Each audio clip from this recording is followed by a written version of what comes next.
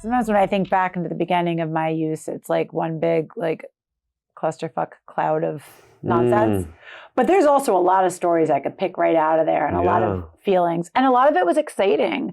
You know, my sponsor always talks about, you know, addiction is often fun with problems than just problems. Right. But it started somewhere, right? Oh, sure. I talk about one of these stories in the book, for instance. Very clear beginning of drinking for me. I was at a sleepaway camp, a bunch of Israeli kids from all over the U.S. There was this annual, essentially Boy and Girl Scouts, like co-ed camp. It was in New Jersey in the winter, so it was actually really cold, but we'd flown in, and, you know, I come to this place and it's hundreds of Israeli kids. Mm-hmm. So for the first time I felt more at home, because it's a bunch of Israelis all around me, number one. Number two, I got to, you know, it's camp. Like anybody who's done a sleepaway camp knows this. It's fun, and you get to connect to everybody right there on the spot. It might only be 3 days, but it feels like 3 months, that kind of thing. First night, a bunch of us end up in one specific cabin, and you're not supposed to, right? The boys and the girls are supposed to be separate, but you tell that to 14 and 15-year-olds. Sure. So we're all in one camp, and as we're sitting and hanging out, this kid hands me a handle of vodka, like a plastic, cheap gallon of vodka. I'd seen alcohol before, you know, I'm Jewish, so it's like there's a lot of ceremonies where that's consumed. I never really drank, but I wasn't going to embarrass myself in front of like 70 kids I'm trying to impress with all my social anxiety. So I took a gulp. I mean, we were drinking some pretty tasty drinks here. It was one of the most disgusting things. Warm vodka, when you're not used to drinking, is horrible. Like I almost threw up, and even just thinking about it. I kept it down, and then just for good measure, I took another big swig. And then I passed it on. And I thought nothing of it because I didn't know what was going to happen. And then 15 minutes later, I was like, oh, I like this. I didn't know I could feel like this. And all of a sudden, all that anxiety went away. And I could just be chill. I talked to girls, which was always really hard for me when I was younger. I ended up like fooling around with this girl I liked. By the end of the night, I was like, oh, I found the cure. This is the thing I've been looking for. Why did nobody tell me when you drink? I've seen people drink. If they would have told me the thing happened. And so from that point on, I would go to weekend parties and drink when other people drank. I got invited to parties I wouldn't have gotten invited to otherwise because all of a sudden I'm drinking.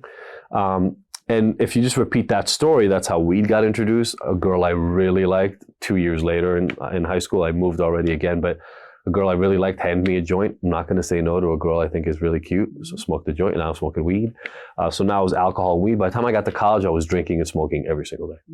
And that's the beginning of the story. It's just, I looked for things outside of myself to make me comfortable. Yeah. And I found a lot of them. Yeah. And they worked. They did a really good job. And they got me girls, and they got me friends, and they got me comfortable in times when I wasn't comfortable. And so everything else was a cost that I was willing to bear because those were really important. Did you recognize that you were using addictively, or did it just feel normal? Because like as a teenager, that kind of can feel normal. Although I was well aware, by the way. It wasn't until meth. I was well aware. But I was also doing like acid and ketamine during high school days. But I didn't, when I got to college at NYU, and I was like, everyone didn't do acid and ketamine in the bathroom in high school? That's funny. I just kind of thought they did. That's hilarious. But you didn't know until you got to the bad drugs. I think meth was the first time that I was like, oh crap, I'm addicted. It's a pretty bad drug. It was a bad drug. And I kind of came onto it by mistake. When we talk about the full story, I'll explain a little bit how that happened. But I came onto it by mistake. I wasn't looking for it, but it was for studying. And I killed my finals, killed it. I got a B plus or a B in an accounting class that I had never attended. And one of my friends was like, I was really behind. I had a bad breakup. I was really behind on my studies. It was the day before finals, or maybe 2 days before finals, and I hadn't started. And my friend was like, hey, if you take some of this, it'll help you. And she was right.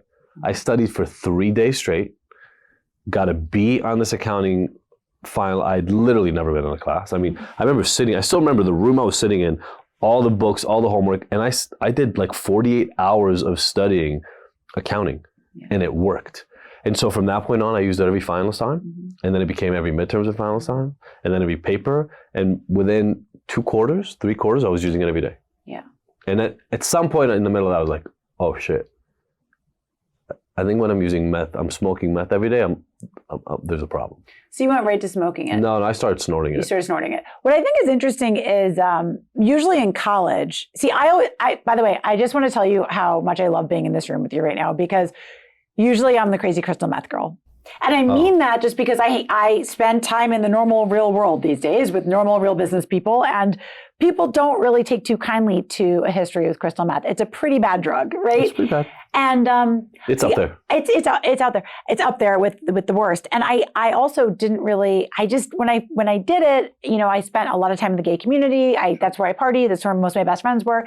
It was pretty normal in New York. Yeah, it was pretty normal in that world. That was a good time and a good place to party. It was a good time. And when I did it the first time, I just thought I was going to do that one time. That was it. It was the first time I had heard other people saying with like heroin that I did it once and I was addicted. Wow. And I was like, well, just don't do it again. I mean, like, come on, like, get it together. Stupid people over there getting addicted to stuff. What's wrong with them? Yeah. I did crystal meth once and it hijacked my brain. I could not think of anything other than getting that drug again. And I spent every waking minute for the next 2 days until I found it again. Got it. It was pretty gnarly. To backtrack for a second, the point I was going to make was I found it really interesting that somebody gave you meth, because typically in college, it's like Adderall. Yeah. But that's like a pretty aggressive drug to be going. Do you find it that it is going around college? I mean, this is obviously, you and I are a little bit on the older spectrum, so maybe Adderall wasn't as popular. If I start hanging out on college campuses asking kids for drugs right now, I think people would think I'm weird. Probably a good point. But you are a cultural anthropologist of sorts. Yes. That's what I talk about in the book. I did my anthropological studies of drugs for about a decade, 11 years. Here's my answer to that, right? Even the kids that I later knew that did Adderall, I'll tell you the story of how I got to meth. The kids that I knew that did Adderall crushed it and snorted it. So like, I didn't know anybody in college who was popping a pill of Adderall, right? Those were the people who were taking it because they were prescribed. Everybody else crushed it. Right. I was never into it. So I actually got introduced to, I'll give away some of the story. Mm-hmm. I got introduced to meth because of people that I was selling other drugs to wanted meth. And they asked me to go get them some meth. And it was like, I was already selling drugs. I was essentially selling primarily acid and Molly, or ecstasy as it was called back then. So I was selling a lot of ecstasy. And that happened because I was using a lot of ecstasy. A girlfriend and I started using it in UCLA. She'd used it before. We started using it pretty regularly, like every weekend or every other weekend. But I was broke. Mm-hmm. I had no money. So my entrepreneurial spirit took on. And I went, if I get all my friends' money first, and it's like $20 a pill, $25 a pill, I get all their money first, and I go to the dealer myself without them, I can get my pills for free. Mm-hmm. And it worked. And then that happened a couple of times, and I was like, what if I buy 50 pills instead of 20? The price goes down. So I went literally borrowed money from a friend. $750, I'll remember it forever. $750 for 50 pills, work it out, that's the number. And I got 50 pills at $15. Now I made $10 per pill. Not only did I do my drugs for free, I got a little money on the side. I ran that 3 times and I saved enough money to not need to borrow from him anymore. And my drug dealing career took off.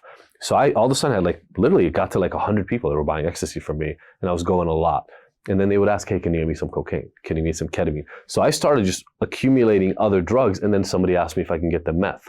So it's because I was already pretty heavy in the drug world that meth was the thing that got introduced. That makes a lot of sense. So how old were you? You were like sophomore in college? What year were you? 21. Junior? When I moved, 21, 22. Yeah.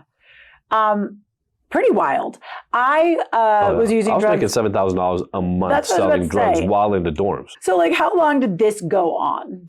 I was 25, right after my 25th birthday in November of 2001. 26th birthday, now that I'm actually remembering the numbers right.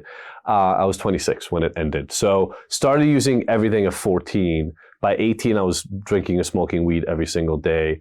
Coke, acid and stuff like that entered like 17, 18.